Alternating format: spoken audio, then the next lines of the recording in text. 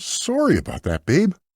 Alright guys, welcome back to another no-death run. This time it's going to be Ninja Gaiden 2 on the NES. A game that we recently streamed. My first ever playthrough of the game, actually.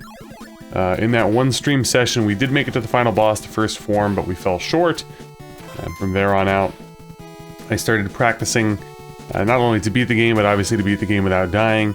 And we were successful in doing so pretty quickly, all things considered, because I was actually sick with a pretty bad cold around that time, and my streaming switched back over to RPGs. So I was playing Ninja Gaiden 2 in the background a bit, but not every day. I think it took me maybe a total of 10 days to get to this point, with about 5 days of practice. Obviously not all day either, clearly. Just on and off here and there. And thankfully we were able to get it done rather quickly. So the first stage is fairly simple. Like, if you can't get past the first stage, I don't really know what to talk about, or to tell you. So that's why I'm not really talking about strategy here. The game doesn't really start picking up, honestly, until 2-2, I would say. First boss here, you can kind of just mash your way through it. Charges you, you can jump over it. I'm just being very sloppy here because, I don't really care. We actually almost sort of die, but again, this boss is ridiculously easy. There's really not much to worry about. The strategy doesn't really start coming into play until 2-2. This one definitely picks up. It's possible for you to die here, clearly. A lot more enemies and stuff. But the name of the game, guys, for Ninja Gaiden 2 is figuring out which power-ups to get. So pretty much you have to do a lot of item memorization, which is also fairly similar to the first Ninja Gaiden as well, for pulling off a good run. But that, again, that doesn't really come into play until a little bit later on, where I would say the sub-weapons are super duper important. The fire wheel here is going to be a lifesaver throughout most of the run, especially in the middle levels, which are the toughest levels in my opinion. I wouldn't say many of the bosses are ridiculously hard, it's more so the levels as far as dying. And yeah, fire wheel is very good. There you can see I did do a mistake. I did not want to pick up the shuriken, but ultimately it doesn't really matter too much. But that's a perfect example of how you have to be very careful when you're going through, because if you don't do item memorization, you might grab things by accident. Alright, so 2-2 here. You can see that there is a wind mechanic. This is very important. So we're going to go with the wind whereas possible, but there are certain situations where if you're not quick enough, the wind will shoot in a different direction, so you have to be very, very careful, because that will lead you to your death. This is a spot as well. If you don't get up onto that platform that I was just on there as quickly as possible, you will get blown off to the side and probably die. The fire upshot here, again, I don't have the instruction manual in front of me, so I'm just going to refer to things kind of caveman-like. That's another instance where if you don't jump with the wind, you're probably not going to make the jump. So you have to wait it out. And then, of course, be careful as you're jumping over, because if the wind shoots the other way, you could also die. A good thing about ledges in Ninja Gaiden 2, you saw I just kind of climb down, and then I just fall down. I do that a lot. It's not like Ninja Gaiden 1 where you have to make ridiculous jumps, you know, where you're going to end up dying. So for this boss, pretty self-explanatory. The further you get up to the top, he will jump down. He shoots spiders. I usually try to melee him. I got really, really poor upward fire shot there, but it's not too big of a deal. I will say though that this boss can be a little tricky if you come in with low health and not the appropriate sub-weapons. Also, the wind can blow you off to the side if you're not careful. But luckily for us, again, not too big of a deal, so moving on. Alright, so this stage, I struggled with this one a lot on my first playthrough, but the more that I played it, I actually got it down pretty well. It's actually not that difficult of a level. You have these floating fire things, which you're going to see in future stages, but they can be hit by your sword, so that's good. And the gimmick around this level is the fact that you can't see the platforms until the lightning comes, right? Or you memorize the level completely. Well, there is a trick. If you are stuck, you could wait it out. And obviously these fire things are put there to deter you from waiting it out. So you can always pause the game, which is great. Also, there's a bunch of opportunities to get... I think there's 2 potions. There you saw I went back to get the 1. I think there's 1 towards the end of the level as well. We're using the fire wheel here. Again, grants us invincibility. Which is good because there is some platforming coming up and projectiles and enemies, which could easily knock you off to your doom. Fire wheeling to knock out those enemies, and we... I guess I could say accidentally grabbed the shuriken there, but it is what it is, not the end of the world. Again, kind of waiting things out here. There is a potion right here, which we grabbed. I didn't mention it yet, but it's very important also to grab the ninja scrolls. What they do is they give you more ninpo to like use or cast your sub-weapons. On my first playthrough, I think I only had like 70 or something going into the end. As long as you have like 100, you'll be totally fine.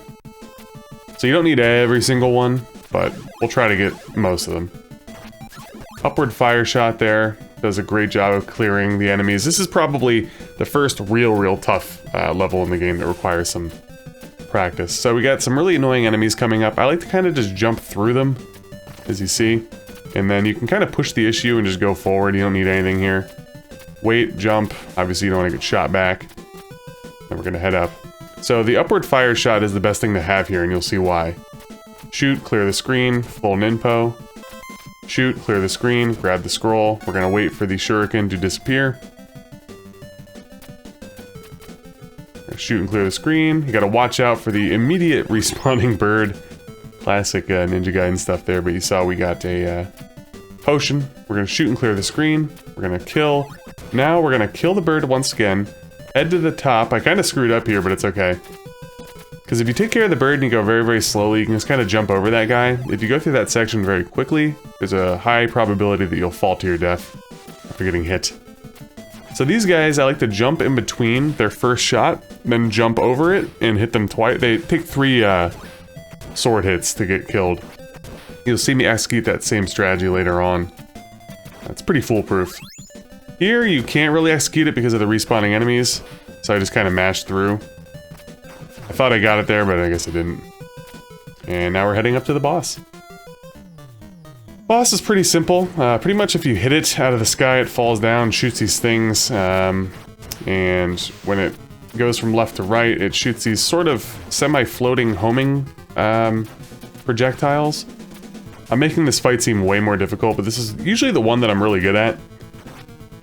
There is also a way to stun lock the enemy, to like kind of get it stuck, especially with your mirror ninjas that we're going to keep throughout the entire run because we don't die. But as you can see, it's really not that bad. Once you hit him, just kind of steer clear of where he's falling. It's very easy to dodge all these things. And even if you didn't have the mirror ninjas, this fight wouldn't be that difficult. I don't do a good job here in this fight saying that, but you know what? At this point, I had already failed like 5 or 6 runs or something before this, so I'll take what I can get. Okay, and now here are where these sub-weapons become incredibly important, stages 4 through 5. The most important one that we're going to try to grab is the invincibility fire wheel, and we're going to try not to lose it for quite some time. Otherwise, these stages are a nightmare, I will say. So here we're going to grab it, and we're going to cast it right now, and get through this segment without any pushback. I like to go just above the ladder to jump off to hit that fire. And now here we have to start using the fire wheel once again soon. But we have to be very careful not to grab other sub-items, sub-weapons. Coming up, there's going to be a potion as well as a ninja scroll, which we're going to get. There's the potion, and the ninja scroll's over here. It's tricky, so I like to hit it while jumping back. I've noticed most of the time when I go forward, I miss it. We're going to cast the fire wheel to get through that tough area. As you can see, lots of respawning things here.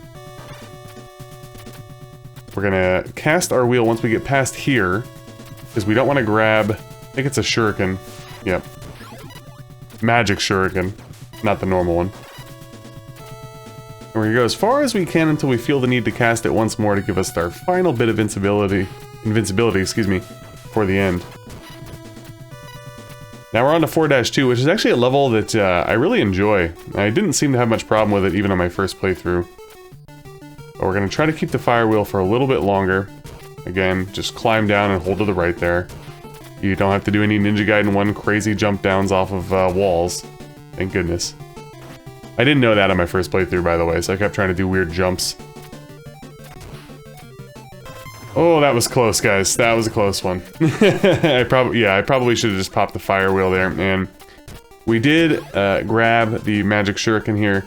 I did not want to grab it, but it's not the end of the world because we could easily get through the rest of this level. Hit this enemy. We're going to hang up on the wall. I'm just going to take some damage. Not a big deal. Hit this guy. Grab Nimpo. Throw whatever sub-weapon you have at this point, whether it be the fire wheel, the magic shuriken, the fire upshot. That should clear the screen for you. We're going to go over to the left, drop down, and continue on. Now, this segment would be way easier with the magic fire wheel invincibility thing, but we're gonna make do. Being careful. Obviously, having the mirror ninjas helps because we're able to knock out all of those tracking fire dudes from behind. The boss of this stage is also really easy. There is a chance that you can pitfall die, but you can beat the boss even without a sub-weapon. This segment's actually pretty easy as well. Just go through and be careful. Just make sure you don't go backwards. That's always like a thing in Ninja Gaiden. You never really want to be going backwards because of all the respawning enemies. Here we are, boss time. So the gist of the boss is we have to hit that head that's spewing out the waterfall. There's going to be hands that come from each side, and that's pretty much all it is.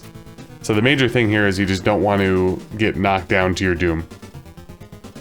So we jump up, and we're just going to kill the boss using our upward fire shots. Obviously the mirror ninjas helps quite a bit there. And we're on to stage 5, which is also a pretty tough one, and comes down to good sub-weapons and Ninpo. I hate to go up there to fill up my Ninpo.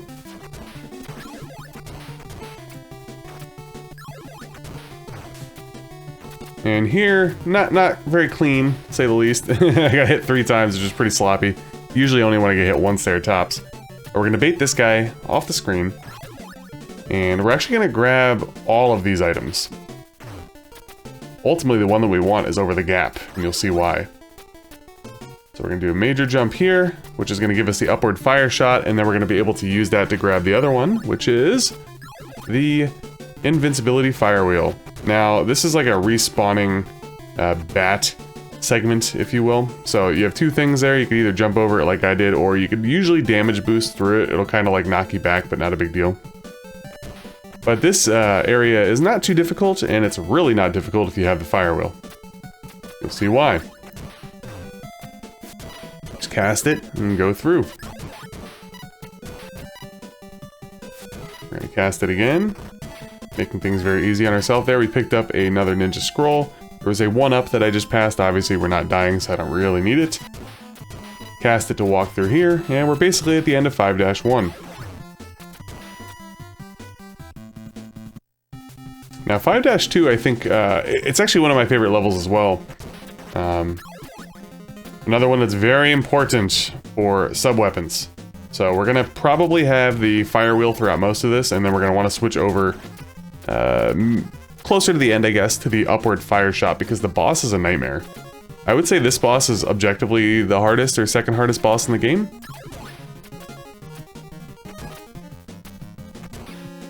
Again, working our way through here. We want to fill up our Ninpo as much as possible, so that's why I'm just kind of going slow and sort of plotting. I'm not just spamming my fire wheel. I also want to be cognizant that I'm not picking up accidental sub-weapons. Because I don't know the game inside and out, despite the fact that I know it pretty well enough to beat it without dying, clearly. And there I did accidentally... Oh, actually, no, I didn't. You want that. You want that because it's able to clear that screen for you and give you a potion. I apologize there. I think I had the same thought when I was playing. I was like, oh, crap. And then I remembered, oh, wait, never mind. I do want that because the downward shot there is able to clear both of those enemies, which could be a tricky spot and clearly a spot where you could die due to a knockback platform death. This is also a tricky jump. Make sure you have full speed when you go here. I've definitely, you can see how close it was. I've missed that jump a few times in practices. And we have the upward fire shot now at this point, and we're actually in pretty good health, pretty good ninpo and everything. So realistically, all we're trying to do is we're not trying to grab anything. We're getting hit quite a bit here, more than I want to. But we're just gonna go through, mosey on, make our jumps, and it's really not that difficult because the boss is right here. So, easiest way to kill this boss is have the multiple ninjas and a fire shot. You can see why. It's a bit of a pain. If you go in with really low health and like low ninpo, it could be a hassle. His hitbox is really strange. Easiest way to hit him is like towards the top of his sword. It's, I don't know, I might explain it in another video, but not for this run. So this is actually I like stage 6. It's pretty short and pretty easy. There's a couple spots that you could die. Namely, right here. If you're not careful, we're gonna have to jump over, hit this guy. Ooh, I screwed that up royally. Well, normally what you do is you jump over and kneel down and hit the weird eye guy, and then jump up immediately and hit the bat. But since I got stuck on the wall, it actually kind of worked. I just took a lot more damage than I wanted to. But in this segment, we're going to be able to get a ninja scroll and a hidden potion. Upward fire shot to grab the scroll. Over here is a hidden potion, which is great because we got hit a lot more than we wanted to. I think you have to jump up and slash to get the hidden potion there. We're going to want another downward fire shot here because you can see there's enemies there. Without that, that jump gets really tricky. And then as you can see right after, we're able to get the upward fire shot once again. I know I keep calling everything fire shot, but, you know, whatever. Basically what they are. And now we're already on to 6-2. So this is another important one for sub-weapons. Ultimately, we're going to want to get the fire wheel. And then we pretty much don't do anything. It's pretty easy, actually. Way to make this hard on yourself is to go through, grab every item, kill every enemy, so on and so forth. So we have our fire wheel. Now we're just going to cast it and run towards the bottom. But towards the end, we're going to switch over to the magic tailing shuriken. And there we go. So this boss is very similar to the one boss from the first Ninja Gaiden, except it's a little bit more difficult in my opinion because of the projectiles and, I don't know, they got a little bit of a strange pattern. Anyway, sub-weapons make this fight pretty easy. Only one of these enemies is able to be hit, the other one's kind of like a phony. Sometimes with the magic shuriken, you can actually knock it off the screen, like the one that doesn't take damage, which is interesting. I wasn't able to do it here, but at the end of the day, we just kind of spam our sub-weapon, kind of hide over to the right, make sure we're knocking the projectiles out of the air and swiping them when we can, being cognizant of which one is actually taking damage. Alright, so these are by far the toughest stages in the game as far as like just straight up dying in any way, shape, or form. So we jumped up there to get full ninpo.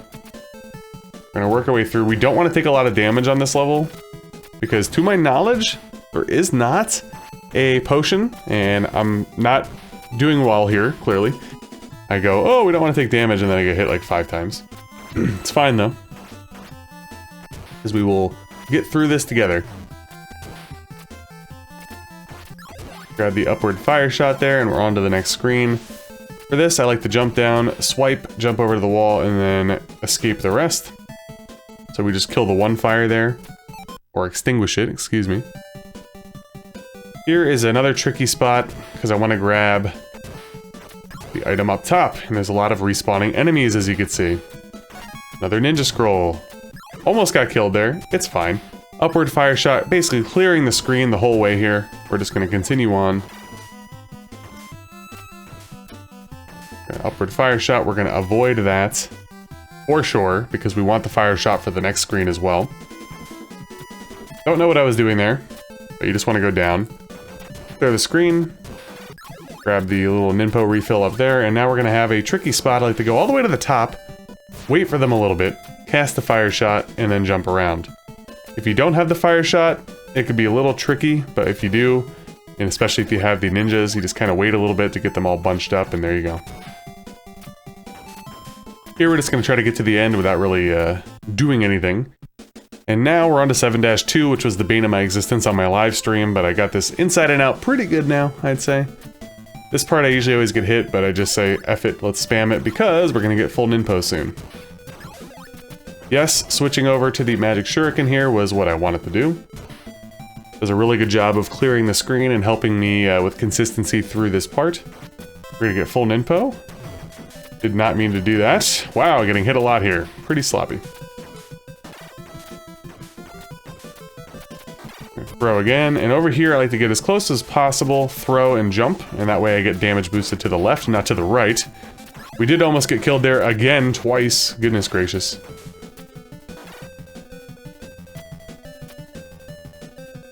Now we're gonna jump up to the top here, and patience is the name of the game for the next little segment. We're gonna kill this guy, walk slowly over to the left. We're gonna wait for him to get to a point where he's basically off the screen almost. Jump, kill. We're gonna jump over once again. Now here, I like to time the projectile with the right item.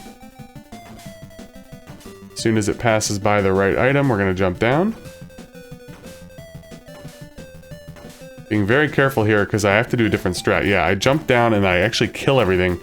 My normal practice is I would actually just damage boost through, but since I'm at such low health, I didn't want to risk it. But the timing of the projectile remains the same. Here you want to jump up and slash. I like to jump onto this for consistency. I'm going to take damage here, and that's fine. And just drop down like I have been. We're going to swipe the bird, wait for the two birds. There's a potion there. This could be really tricky. You want to maintain the upward fire shot here because you can see how many enemies there are. And this is a speed thing. As long as you get up to the side, you'll be fine. And now we're gonna have another one of those 3-hit enemies I keep talking about. One, jump up, jump, or hit, excuse me. Now you could walk this guy off the screen, which we just did. And now we're gonna be patient once more, and then we're gonna be at the final boss, guys. We're gonna wait for this guy to get off the screen. We're gonna jump down an upward fire shot. There we go. So before I upward fire shotted, I actually swiped that enemy, and that's something that I started doing towards the end because I noticed it wasn't as consistent. Sometimes I wasn't hitting him. But anyway, first form of the final boss. Pretty much what I'm doing here is I'm doing my best to avoid the projectiles and him. And I'm allowing my mirror ninjas to get the damage in. So it can get a little tricky because you'll get focused on wanting to do damage and then you'll just end up getting hit. The main focus, in my opinion, especially when you have the mirrored ninjas, is avoidance. And then when you're kind of like in the clear, get your swipes in. And this fight can take a while. I am not using my sub-weapon because I prefer to have a full, or close to full, sub-weapon for the second form.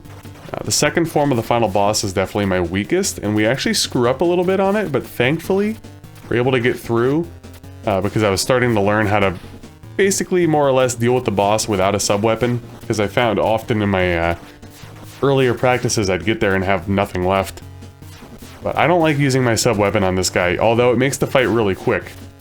But you could see my avoidance strategy, jumping and then having the mirror guys just like slash the air. The enemy does pass through a lot. As long as you stay patient, you'll be fine. Got one hit now. I think I accidentally used... I didn't want to do that. When you get stuck to the wall in this game and you press attack, it does use a sub-weapon. And I did not want to do that, and you'll see why, because I screw up here. I like to start the fight by shooting to the left and then kind of inching my way to the right and shooting. And I don't know what happened. I don't know if it's because I got hit, and I normally don't get hit on the way over. But essentially, we ran out of sub-weapon.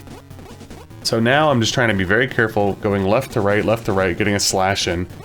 Thankfully, we had like close to half health coming in here, because if we were lower than that, we might have died. But I was actually very impressed with myself there, because typically this boss F's me up if I don't have a sub-weapon. Now, this is incredibly easy. So what you're going to want to do is wait for the hand, wait for that, jump up, slash, work your way back, and then as you can see, I was able to get my mirror ninja up top. It takes a little bit of time to get used to how to get that done, but now it's just banging on the core here. And it's a lot easier in the first Ninja Gaiden, I'll tell you that.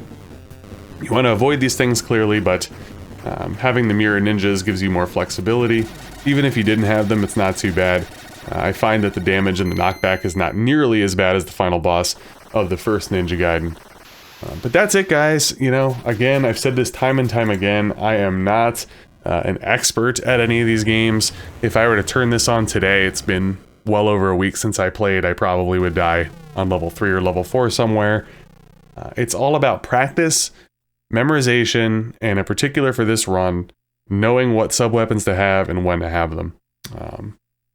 With a little bit of patience, a little bit of practice, you can get it done yourself too.